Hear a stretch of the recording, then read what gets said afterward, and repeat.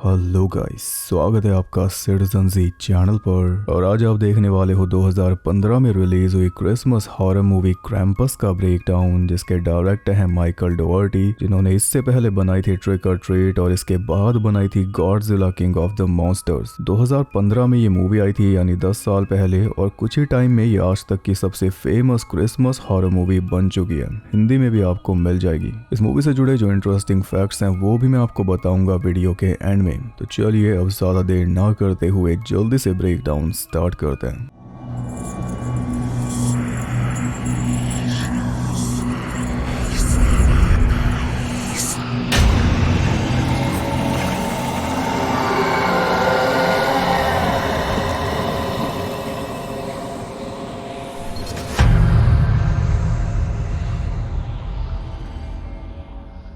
Movie start होती है Christmas से 3 दिन पहले, जब मॉल में सेल लगी हुई थी और मॉल खुलते ही अंदर पूरी लूटपाट चालू हो गई थी। इसी बीच मॉल में मैक्स नाम का बच्चा, जो सेंटा का रेनडियर रूडोल्फ बना हुआ था, वो एक बड़े बच्चे से भिड़ गया, क्योंकि वो बड़ा बच्चा छोटे बच्चों को बता रहा था कि ये सेंटा वेंटा कुछ नहीं होता। सेंटा को तो कोका कोला वालों ने इन्वेंट किया था, वही फेमस कॉन्स्पिरेसी थ्योरी जिससे कोका कोला वाले एग्री नहीं करते। हाँ, पर सेंटा की ये मॉडर्न इमेज उन्हीं की बनाई हुई है। वो बड़ा बच्चा छोटे बच्चों के अंदर से क्रिसमस स्पिरिट खत्म कर रहा था, जो कि मैक्स होने नहीं दे सकता, इसलिए उससे भिड़ गया और उसकी बड़ी बहन बेथ उसकी वीडियो बनाने लगी। तब माँ बाप सैरा और टॉम आकर उसे घर लेकर गए। घर में टॉम की माँ ओमी क्रिसमस की तैयारियों में लगी हुई थी, टीवी पे अ क्रिसमस कैरल मूवी चलाकर। बड़ी खुशी से वो कई तरह की मिठाइयाँ बना रही थी, पर जैसी फैमिली वापस आई उसके भी हाव भाव बदल गए, क्योंकि फैमिली के अंदर क्रिसमस स्पिरिट है ही नहीं। सबके चेहरों पे निराशा और थकान साफ दिखाई दे रही है। कोई भी क्रिसमस सेलिब्रेट नहीं करना चाहता, बस ट्रेडिशन है इसलिए करना पड़ता है, वरना फैमिली और फ्रेंड्स को अपने घर पे बुलाने की सरदर्दी कोई ना ले। एक ओमी है जो पूरे मन से क्रिसमस के लिए एक्साइटेड है, और उसी की वजह से मैक्स एक्साइटेड है, पर जब वो अपने आसपास देखता है तो उसका उत्साह भी कम होता जाता है। पूरी फैमिली को जब वो फॉर्मेलिटी करते हुए देखता है और बार बार ये सुनता है कि एक दिन हर बच्चे को सच एक्सेप्ट करना ही पड़ता है, तो उसे बहुत दुख होता है, क्योंकि अगर सच कुछ और है तो बच्चों को बचपन से झूठ क्यों बताते हो। इसका दिल टूट जाए वो तो ये बर्दाश्त कर लेगा, पर छोटे बच्चों की खुशियां बर्बाद नहीं होनी चाहिए, उसके लिए पूरी कोशिश करता है, जबकि खुद एक छोटा बच्चा है। हर साल की तरह इस साल भी उसे सेंटा को लेटर लिखना था, पर फैमिली का हाल देख के अब उसका मन नहीं कर रहा।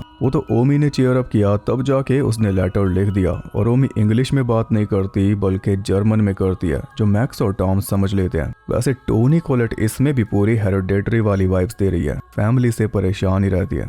अभी मॉल से जो फोटो खिंचवा के आए हैं, देखती है कि उसमें सेंटा कहीं और ही देख रहा है। कुछ देर बाद सैरा की बहन लिंडा अपनी फैमिली के साथ उनके घर आ गई, और क्रिसमस तक वो सब इनके साथ ही रहेंगे। इस बात से वो और ज्यादा परेशान है। लिंडा, उसका हस्बैंड हावर्ड, उनका बेटा हावी जूनियर जो हावी जैसा ही मुंह बना के रखता है, 2 बेटियां स्टीवी और जॉर्डन, जिन्हें हावर्ड ने लड़का बना के रखा हुआ है क्योंकि उसे लड़के ही चाहिए थे, साथ में उनकी बुलडॉग रोजी, और सबसे आखिर में लाए सबसे छोटी बेटी क्रिसी को, जिसे कार में ही छोड़ आए थे। इतने सारे लोग आ गए फिर भी ठीक था, पर उनके साथ साथ आ गई नकचड़ी आंट डोरथी, जो 3 दिन सैरा का जीना मुश्किल करके रखेगी। खैर, वो सब एक साथ डिनर करने बैठे तो पता चला कि हावर्ड की फैमिली में सारे बदतमीज हैं। स्टीवी और जॉर्डन मैक्स का मजाक उड़ाने के लिए सबके सामने उसका सेंटा वाला लेटर पढ़ने लगी, जिसमें मैक्स ने विशेस लिखी थी। सबसे पहली विश ये थी कि काश बेथ पहले की तरह मेरे साथ टाइम बिताने लगे, क्योंकि मेरे पास कोई दोस्त नहीं है। सेकंड विश थी कि काश मेरे मॉम डैड के बीच दोबारा प्यार हो जाए, और थर्ड विश थी कि अंकल हावर्ड और आंट लिंडा की लाइफ भी थोड़ी इजी कर दो, ताकि उन्हें पूरे साल कोई परेशानी ना हो। स्टीवी और जॉर्डन के बारे में भी लिखा था कि वो अपनी मर्जी से लड़कियों की तरह जी पाएं।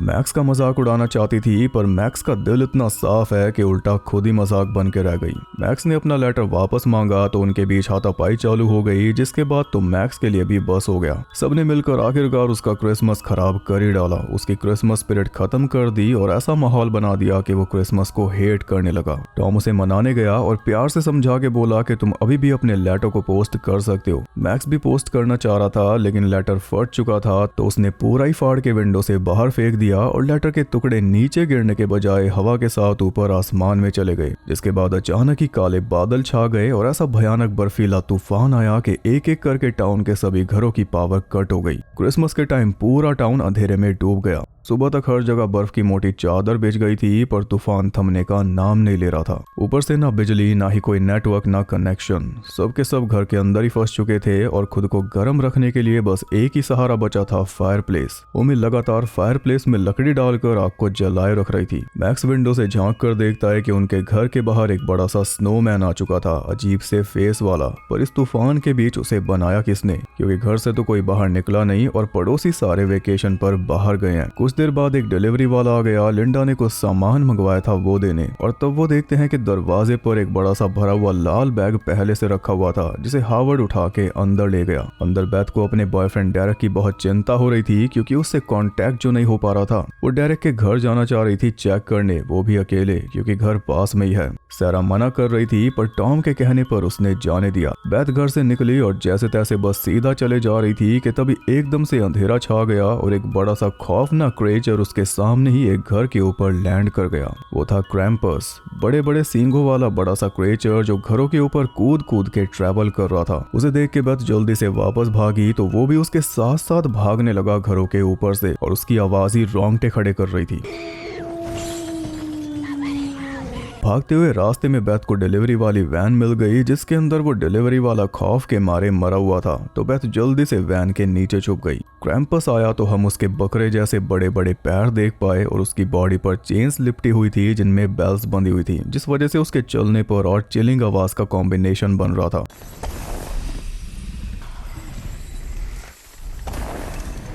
बेथ की जान निकलने को हो रही थी, पर वैन का चक्कर लगाकर वो चला गया। लेकिन जाते जाते एक जैक इन द बॉक्स रख गया, और उसमें से जो क्लाउन निकला वो बेथ को जिंदा ही निकल गया। यहाँ बेथ मरी और उधर उसके घर के बाहर एक और स्नोमैन आ गया। जब काफी देर बाद भी बेथ वापस नहीं लौटी, तब उसे ढूंढने टॉम और हावर्ड बाहर जाने लगे। तो ओमी ने आकर टॉम को रोका कि बाहर खतरा है, तूफान रुकने का वेट करो। लेकिन वो नहीं रुका। ओमी को अपने बेटे की चिंता हो रही थी, वैसे ही उसे अपनी बेटी की चिंता हो रही थी। वो दोनों हावर्ड की हमर में बैठ के निकल गए, जिसका तूफान कुछ नहीं बिगाड़ सकता। पर आगे उन्हें एक स्नो प्लो ट्रक मिल गया, जिसने रास्ता ब्लॉक किया हुआ था। चाबियां ट्रक के अंदर ही थी, पर किसी ने बाहर से उसकी विंडशील्ड तोड़कर ड्राइवर को बाहर खींचा था, ये साफ दिख रहा था। वो समझ गए कि हमें भी खतरा हो सकता है, और इसके लिए हावर्ड पहले से तैयार था। उसने हमर में से रिवॉल्वर निकालकर टॉम को पकड़ा दी और शॉटगन खुद ले ली। फिर वो पैदल ही आगे बढ़ गए डेरेक के घर की तरफ। इधर घर में सारा ओमी को मना कर रही थी कि सारी लकड़ियां मत जला, पर ओमी सुनी नहीं रही थी। तभी अचानक उन्हें ऊपर से कुछ आवाज आने लगती है, जैसे सीलिंग में कोई चल रहा हो।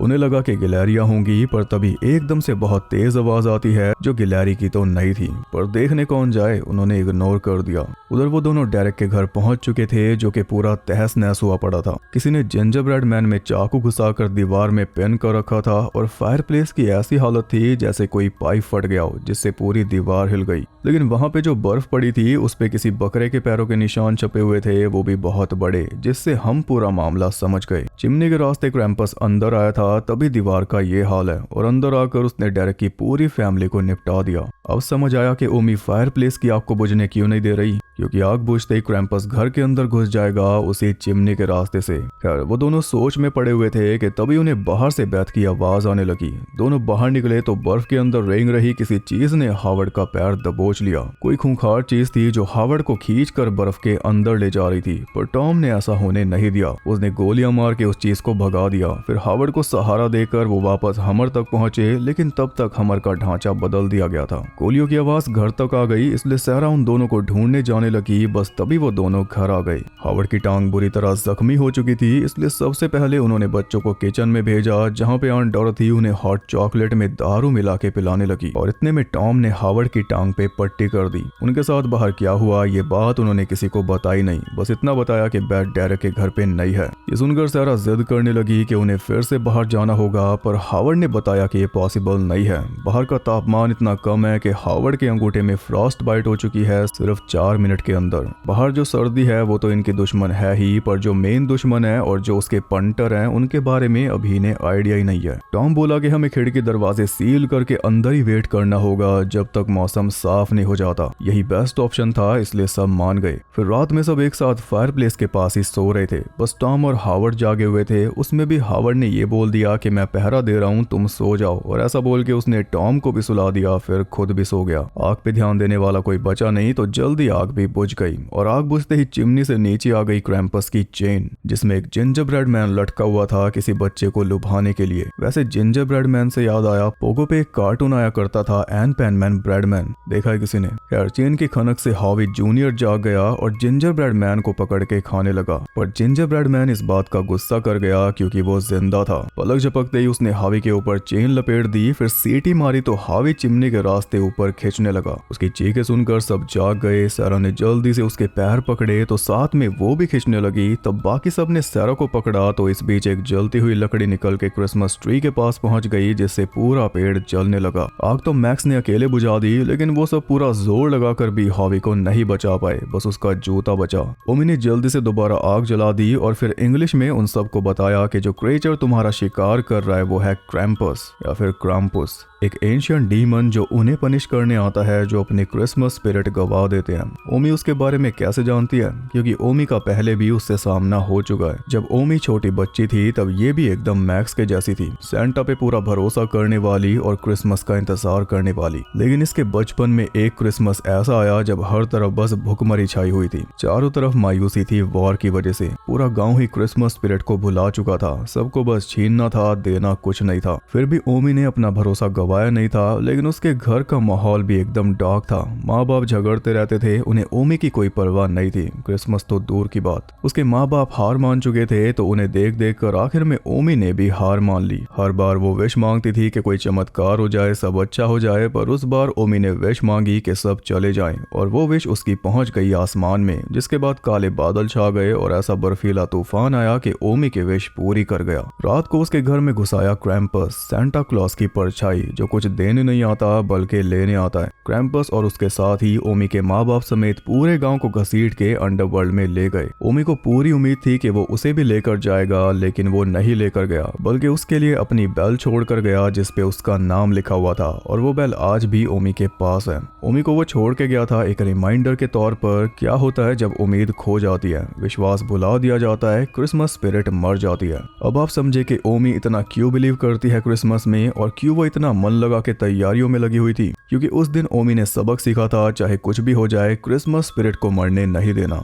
ओमी के साथ सेम वैसा हुआ था जैसा मैक्स के साथ हुआ, या कहूँ कि अभी हो रहा है। मैक्स ने भी यही बोला था कि सब भाड़ में जाओ, और अब इसकी विश पूरी हो रही है। क्रैम्पस पूरे परिवार समेत पूरे टाउन को ले जाएगा। क्रैम्पस के बारे में आप समझ गए कि वो सेंटा का ऑपोजिट है, इसलिए उसे सेंटा की परछाई बताया। सेंटा अच्छे बच्चों को गिफ्ट देता है और क्रैम्पस बुरे बच्चों को सजा देता है। उसे क्रिसमस डेविल के नाम से भी जाना जाता है। दिखने में वो आधा गोट और आधा डीमन है जिसके बड़े बड़े दो सींग हैं। सेंट्रल यूरोपियन और एल्पाइन फोकलोर में इसका ओरिजिन मिलता है, जहाँ पे जर्मन लैंग्वेज बोली जाती रही है उस रीजन में, और ओमी भी जर्मनी बोलती है। ओमी ने उन सबको सच बता दिया, लेकिन हर किसी को सच हजम नहीं हुआ। जैसे हावर्ड, वो ओमी की बात पर हंस रहा था। उसका एक लौता बेटा चला गया और आपको पता ही है कि बेटे के लिए वो कितना पागल है, इसलिए सबकी बातें नकार कर वो अकेला ही बाहर निकल गया हावी को वापस लाने। और बाहर उसे दिखे ढेर सारे स्नोमैन, जिनमें के सबसे नया एक छोटा स्नोमैन है जो शायद हावी के बदले ही आया है, क्योंकि अब तक हम जान ही चुके हैं कि क्रैम्पस जिस भी व्यक्ति को लेकर जाता है उसके बदले एक स्नोमैन घर के सामने प्रकट हो जाता है, क्योंकि विश इसी घर से मांगी गई थी। बाहर तूफान और सर्दी तो जानलेवा थे ही, पर इस बार सामने कुछ और भी मौजूद था। स्नोमैन के पीछे छुपे हुए थे क्रैम्पस के इविल एल्व्स, जो बस अटैक करने का मौका ही ढूंढ रहे थे, और हावर्ड ने उन्हें मौका दे ही दिया था।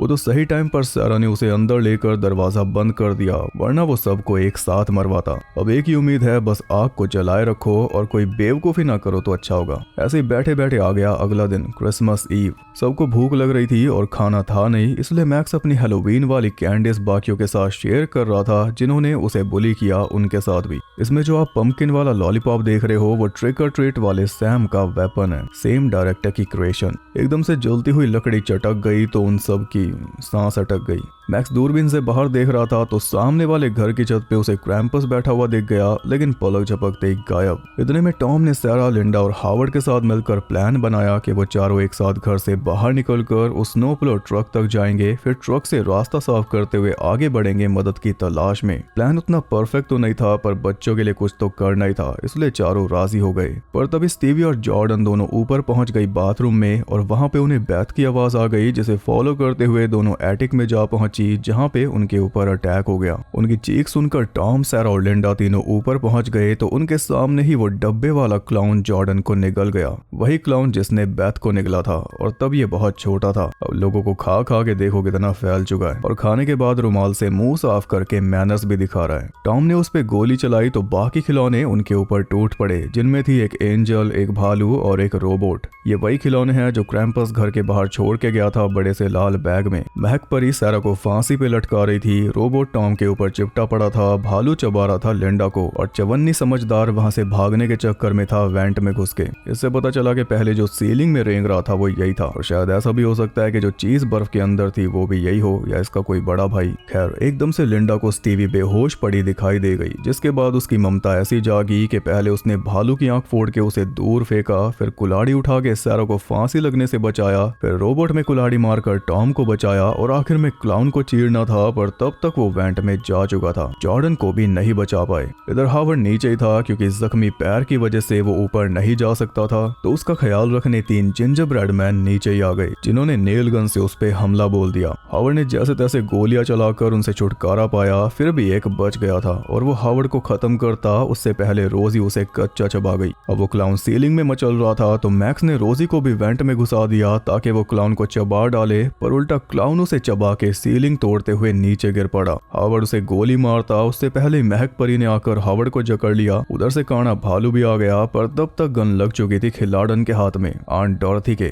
उसने भालू का भेजा उड़ाया, फिर परी को नर्क भेजा। इसके बाद क्लाउन के चीथड़े करने वाली थी कि तभी विंडो तोड़कर एल्व्स अंदर आ गए। आते ही सबसे पहले उन्होंने आग बुझाई। अपने साथ क्रैम्पस की चेन्स लेकर आए थे, जिनमें बांधकर डॉरथी को ले गए, क्रिसी को ले गए और क्लाउन को भी ले जा रहे थे, तो हावर्ड भी उनके साथ चिपक के चला गया। बाकियों का भी कुछ करते, पर तभी क्रैम्पस ने आवाज लगा के उन सबको वापस बुला लिया। ओमी ने फिर से आग जलाने की कोशिश की, पर अब जो विंडो टूट चुकी है उसकी वजह से आग जल ही नहीं सकती। तूफान घर के अंदर आने लगा है, और उससे भी खतरनाक क्रैम्पस घर की छत पे आ चुका है। प्लान के मुताबिक टॉम उन सबको लेकर ट्रक की तरफ निकल गया, पर ओमी नहीं गई। उसने पीछे से दरवाजा बंद करके लॉक कर लिया, क्योंकि उसे अकेले क्रैम्पस का सामना करना था, इस बार निडर होके। चिमनी के रास्ते दीवार क्रैक करते हुए क्रैम्पस आया, और इस बार हम उसे करीब से देख पाए। उसने सेंटा जैसे कपड़े पहने हुए हैं और सेंटा जैसा ही चेहरा पहना हुआ है, जिसमें से वो अपनी लंबी जबान निकाल के दिखाता है। अपने भयानक हाथ के नाखून से उसने ओमी को टच किया, फिर अपना बैग खोला तो उसके ईविल खिलौने ओमी को चबा गए।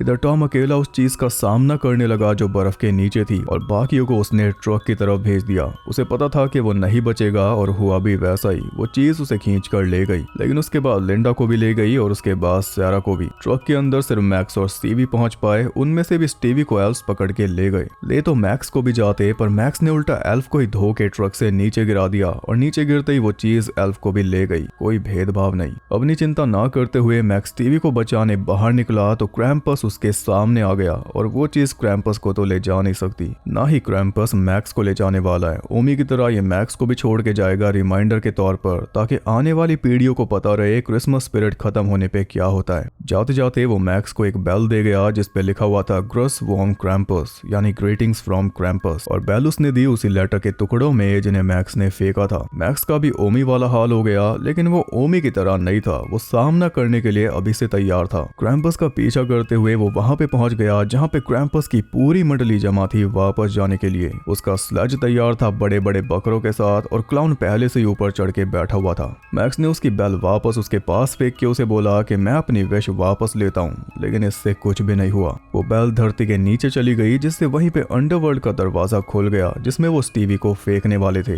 तब मैक्स ने क्रैम्पस के पास जाकर रोते हुए उससे माफी मांगी कि सब कुछ ठीक कर दो, उन सबको वापस कर दो और उनकी जगह मुझे ले चलो। क्रैम्पस ने उसका आंसू साफ किया तो उसे लगा कि बात बन गई, लेकिन नहीं बनी। वो सब हंसने लगे। मैक्स कुछ समझ पाता उससे पहले उन्होंने स्टीवी को अंदर फेंक दिया, और उसके बाद माफी मांगते हुए मैक्स को भी। फिर मैक्स की आंख खुली क्रिसमस वाली सुबह अपने रूम में। बाहर बर्फ तो थी, लेकिन तूफान नहीं था, और लाइट भी आई हुई थी, और ना ही कोई स्नोमैन थे। नीचे जाके देखा तो पूरा परिवार एक साथ बैठे हुए बातें कर रहा था। मैक्स समझ गया कि उसने बस एक बुरा सपना देखा था, और आप सब भी यही समझ के खुश हो रहे होंगे। पर जब गिफ्ट्स खोलने की बारी आई तो मैक्स के गिफ्ट में निकल आई क्रैम्पस की बेल, जिसे देखकर मैक्स भी परेशान हो गया, और उसके साथ पूरी फैमिली भी। तब हमें दिखाया जाता है कि वो सब क्रैम्पस के एक स्नो ग्लोब में कैद हैं, और ऐसे स्नो ग्लोब उसके पास हजारों हैं। बस इसी के साथ ये मूवी होती है खत्म।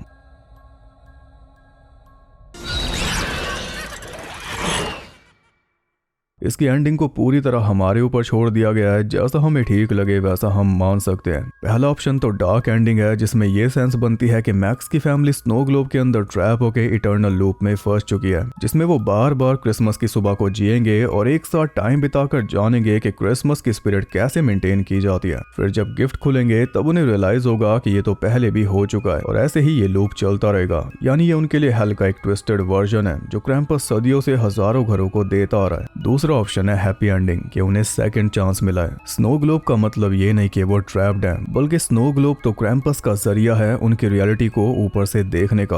आपको याद होगा जो लेटर मैक्स ने फाड़ के फेंका था वो ऊपर ही गया था, क्योंकि क्रैम्पस ऊपर से ही देखता है। ऐसा ही ओमी के साथ हुआ था, मतलब वो हजारों रियलिटीज को देखता है अपने स्नो ग्लोब्स के जरिए। अगर अच्छी एंडिंग समझना चाहो तो ये ऑप्शन है, पर बताना जरूर कि आपने कौन सी चूज की। आपको बता दूं कि 10 साल बीत चुके हैं पर डायरेक्टर ने आज भी इसकी एंडिंग को लेकर कोई सफाई नहीं दी है। उनका भी यही कहना है कि सब आपके ऊपर है। पर इसकी जो कॉमिक आई थी शैडो ऑफ सेंट निकोलस, उसने हैप्पी एंडिंग की तरफ ही इशारा किया था। उसमें पूरी फैमिली दोबारा जिंदा हो जाती है क्योंकि क्रैम्पस सेकंड चांस देता है अगर गलती करने वाला सबक सीख जाए तो। जैसे मैक्स सीख गया था, उसने क्रैम्पस का सामना कर लिया था जबकि ओमी नहीं कर पाई थी। मूवी की बात करें तो इससे बेहतर क्रिसमस हॉरर एटमॉस्फेयर किसी भी मूवी में है ही नहीं। यही रीजन है इसका इतने कम टाइम में टॉप पे पहुंचने का। क्रैम्पस के नाम से कई मूवीज आती रहती हैं, फिर भी क्रैम्पस नाम लेने पे आपको यही मूवी याद आएगी। इसने वाइब भी ऐसी बना के दिया। इसका सारा बजट सही जगह पे लगा है। विजुअली ये मूवी लाजवाब है। क्रिसमस का टाइम चल रहा है, सब कुछ ब्राइट है, पर जब वही फेस्टिव टाइम नाइटमेयर बन जाता है तो जो फेस्टिव नाइटमेयर वाली वाइब्स इसमें दिखाई गई हैं वो कमाल है। इवन छोटी छोटी डिटेल्स, एल्फ कैसे दिखेंगे, वो क्लाउन कैसा दिखेगा, फेस उसका अलग होगा, जबड़ा अलग होगा, क्रैम्पस के पास रेनडियर्स की जगह भेड़ होंगे खतरनाक, इन सब चीजों ने मिलके इस मूवी की वाइब सेट किया है। और सबसे मेन है क्रैम्पस का लुक। आज तक जितने भी क्रैम्पस स्क्रीन पे आए हैं उनमें से टॉप 3 में तो है ही। टॉप 3 में क्रिसमस हॉरर स्टोरी वाला क्रैम्पस भी है और ये दोनों मूवीज 2015 में आई थी। सेम साल में 2 मूवीज जिन्होंने क्रिसमस टेक ओवर कर लिया। इसमें क्रैम्पस को सेंटा की परछाई बताया तो वो डेस्परेटली सेंटा बना हुआ है, जबकि उसकी चाल ढाल, उसका शरीर सेंटा जैसा है ही नहीं। वो वैसा ही है जैसा हमने क्रिसमस हॉरर स्टोरी में देखा था, बस थोड़ा और बल्कि और खतरनाक। उसने सेंटा जैसे कपड़े फंसा लिए, वैसा ही चेहरा फंसा लिया, फिर भी उसकी अपनी अलग ही पहचान है। वो सेंटा बन नहीं पाया। चलता है तो चेन और बेल्स की अलग आवाज होती है, पैरों से जो आवाज होती है उसके साथ। हमने उसके पैर देखे, हाथ देखे, जीभ देखी, पर फेस में सिर्फ उसकी बकरे वाली आंखें देख पाए। पूरा फेस उसका कैसा दिखता होगा ये भी डायरेक्टर ने हमारे ऊपर छोड़ा है। जैसा हम सोच सकते हैं वैसा इमेजिन कर लें। और फिलहाल पॉप कल्चर में यही क्रैम्पस सबसे ज्यादा फेमस है।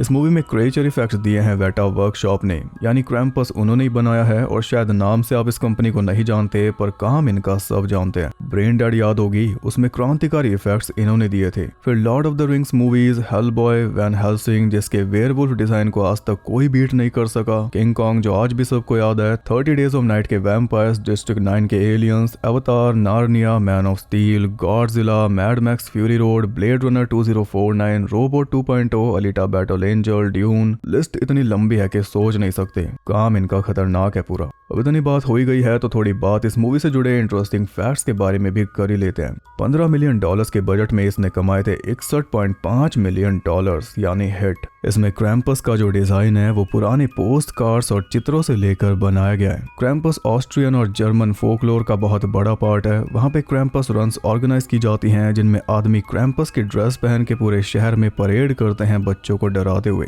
पहले ये मूवी 25 नवंबर को रिलीज होने वाली थी, लेकिन फिर इसे 4 दिसंबर तक पुश कर दिया गया क्योंकि 5 दिसंबर को क्रैम्पस नैश नाम का ट्रेडिशनल ऑस्ट्रियन फेस्टिवल मनाया जाता है कि क्रैम्पस आएगा शरारती बच्चों को पनिश करने। क्रैम्पस के जो साथी थे वो भी यूरोपियन कल्चर के रियल क्रिसमस फोक फिगर्स थे, जैसे यूल गोट। बाहर तूफान में जो कोल्ड ब्रेथ दिखाई दे रही थी वो डिजिटली लगाई गई थी, लेकिन CGI से नहीं बनाई थी, बल्कि फ्रीजर के अंदर असली लोगों से मूवी के डायलॉग्स बुलवाए गए थे और वो लाइंस बोलते हुए वहां से उनकी ब्रेथ रिकॉर्ड करके मूवी में डाल दी गई उन्हीं लाइंस पर। बाहर जो बर्फ थी वो उस मटेरियल से बनाई गई थी जिससे डायपर बनते हैं। इसका जो ओपनिंग सीक्वेंस है मॉल वाला, वो एक ही दिन में शूट कर लिया था न्यूजीलैंड के एक स्टोर में। इस मूवी का गोल था मॉडर्न संडे में क्रैम्पस ट्रेडिशन का यूज करके मोरालिटी टेल बताने का, जैसे डिज्नी बताता है वैसे, पर इसमें डार्क फैंटेसी और हॉरर शामिल है। अगर ये मूवी आर रेटेड होती तो इसमें बहुत सारा खून खराबा दिखाया जाता, जिससे मूवी कंट्रोवर्सी में भी आ जाती क्योंकि बच्चे इन्वॉल्व हैं, और फिर ये ऐसी पॉपुलर भी ना बन पाती। पर स्टूडियो ने बोला कि इसे PG-13 बनाओ ताकि बच्चे भी देख पाए, तभी इस मूवी का आज इतना बड़ा नाम है, वरना खून खराबे वाली क्रैम्पस मूवीज बथेरी आती है। ओरिजिनली ये मूवी एक प्रॉपर हॉरर मूवी होने वाली थी बिना फैंटेसी के।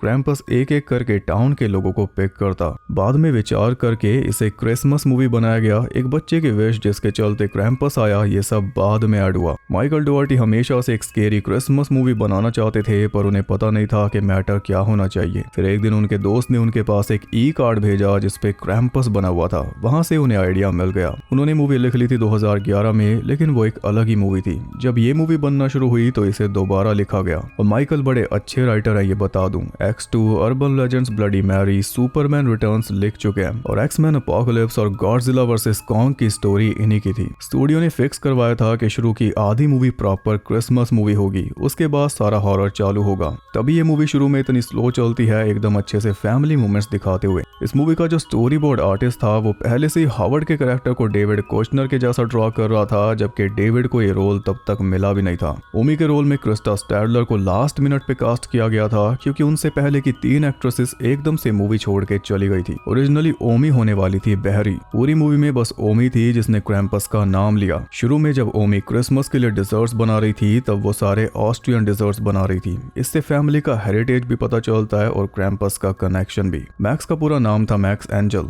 जर्मन में एंजल। एक और family heritage hint, Stevie Beth की रियल लाइफ छोटी बहन है, देख के पता चल सकता है। जो 3 जिंजर ब्रेड मैन हावर्ड के ऊपर अटैक करते हैं, उनमें से 2 की आवाज दी थी सेथ ग्रीन और जस्टिन रॉयलैंड ने। जब हावर्ड और टॉम हमर लेकर निकलते हैं तब रेडियो पर एक ब्रॉडकास्ट होता है जिसमें वॉरेन वैली का नाम लिया जाता है। वॉरेन वैली वही टाउन है जिसमें ट्रिक और ट्रीट बेस्ड है। शुरू में टीवी पर हम सीजन्स ग्रीटिंग्स लिखा हुआ देख पाते हैं। सीजन्स ग्रीटिंग 1996 में आई एनिमेटेड शॉर्ट फिल्म थी जिसे माइकल ने ही बनाया था, और उसी में सैम का इंट्रोडक्शन हुआ था जो बाद में जाके ट्रिक और ट्रीट में मेन बना। माइकल सालों से कह रहे हैं कि ट्रिक और ट्रीट 2 आएगी और खतरनाक आर रेटेड होगी, लेकिन आज तक आई नहीं। जब ये मूवी रिलीज हुई थी तब फैंस ने कहा था कि ये आर रेटेड क्यों नहीं है, तब भी माइकल ने यही बोला था कि ये नहीं है, पर ट्रिक और ट्रीट 2 जरूर है, पर कहाँ है ये पता नहीं। जैसा कैलेंडर मैक्स के पास था वैसा ही ओमी के पास था। रियल वाले को स्कैन करके एनिमेट किया गया था। मैक्स का रोल करने वाला बच्चा MJ एंथनी बहुत तगड़ा फ्लर्ट था। सेट पे मौजूद हर एक फीमेल के साथ फ्लर्ट करता था, एज का भी कोई चक्कर नहीं। क्रैम्पस ने लेजेंडरी स्टूडियोज के लोगो वाली अंगूठी पहनी हुई थी जिस स्टूडियो ने ये मूवी बनाई है। एंड में जो स्नो ग्लोव्स दिखाए गए उनमें से एक में साइको वाला घर भी था और एक में डायरेक्टर का खुद का घर था। जब माइकल ने रोजी की मौत वाला सीन शूट किया था उसके एकदम बाद उन्हें घर से फोन आया था ये बताने के लिए कि उनका बुलडॉग जावा मर रहा है, और 1 घंटे के अंदर वो मर गया था। जिन इविल टॉयज ने फैमिली पे अटैक किया वो थे Evil Angel, teddy bear, jack in a box और रोबोट। वही टॉयज जो 1992 के डिमोनिक टॉयज मूवी में थे, बस उसमें इविल एंजल की जगह थी इविल डॉल।